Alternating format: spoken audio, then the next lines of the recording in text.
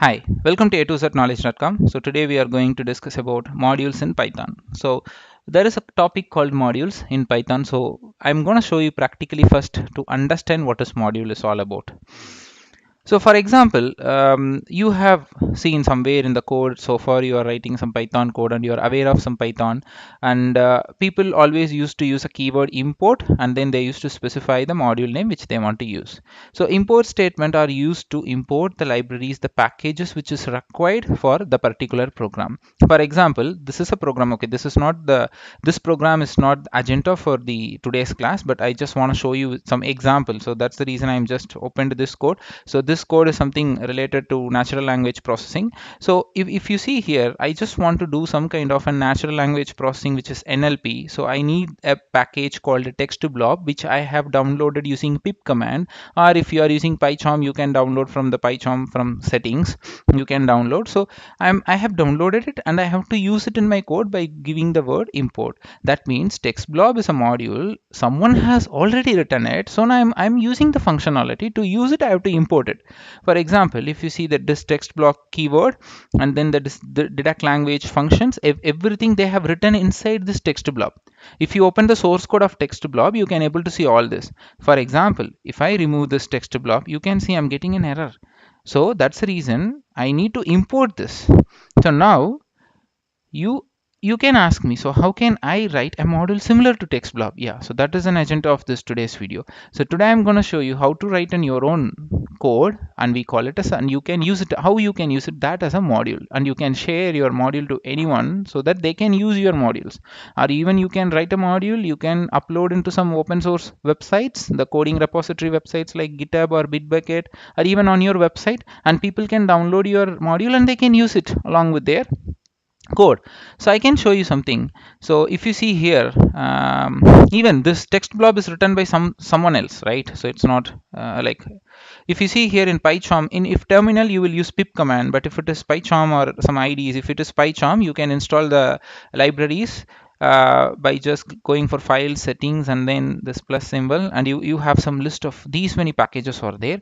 So let us go for some packages random. Okay, if you see photo friend, so see, this has been the author of this package is photo friend. It's not his name, but he's given it. So his mail ID and the source code from the GitHub. So GitHub, he loaded into GitHub, so he just gave the link. So it is written by someone else, and you can even write your own modules like this. Let it be small or big, whatever it is. You write it and you load it in GitHub. Even Facebook, Google, some big companies used to release their open source code in Bitbucket, sorry, GitHub only.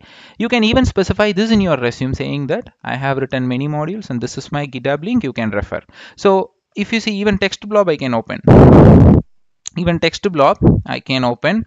So if you see, the text blob is written by something Steven. So he has specified his mail ID, and or he or she specified their mail ID and then GitHub link. So you can even do like this. So now I'm going to show you how to write a module and how can someone use my modules. So I created pymod.py. Okay, so just to make it simple, I remove some lines. It just has a method called greetings, and then it has a functionality. It will print hello plus whatever the name, the value I'm giving to the method. So now this has been created as a module. I'm just released it and someone is going to use my module.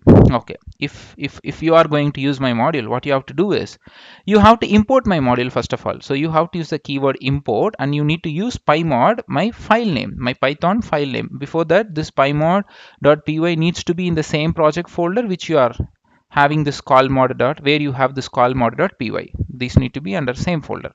Now I'm using this pymod dot. If you just give dot, if you see here, I'm getting the function greetings which I have written in my pymod.py.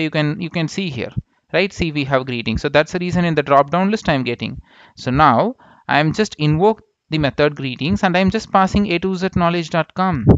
So now when I run this code, okay, when I'm just running this code, see, I'm just getting the statement hello a2zknowledge.com, and I don't have the print statement in the first place. So this code got executed, but this code doesn't have any print statement and doesn't have any string hello. How come all these entered into picture? Because you are passing a value to a function called greetings which belongs to the pymod, and if you go to pymod, you can see the name will be get substituted for the a2zknowledge.com will be get substituted with the name, and then I'm having a print statement with hello plus the name.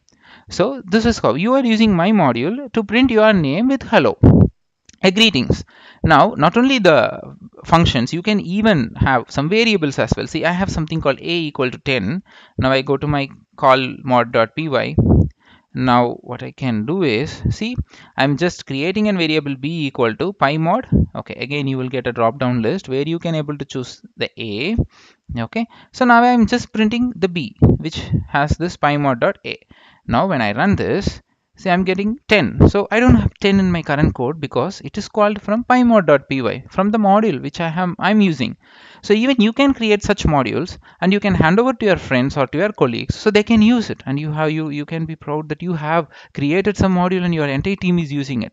So you can write so many modules like this, and you can just circulate. As I told, you can upload it to GitHub and you can share the code, or you can it is not like all the libraries are written by Python guys who invented it. Only open source people who used to write these many modules. So like JDBC modules or file handling modules or whatever it is, you can write and you can hand over. So this agenda of the video is just to tell you how to do these modules and all those stuff, and you can specify all your modules source code link of GitHub or some other websites, and even in your resume. Okay, so thanks for watching a2znowledge.com. If you really like this video, subscribe my channel, forward this to your friends and colleagues. And then we provide many tech videos, not only Python, many other programming languages and practical stuff is there in my YouTube channel. We provide in 2 languages, English and Tamil.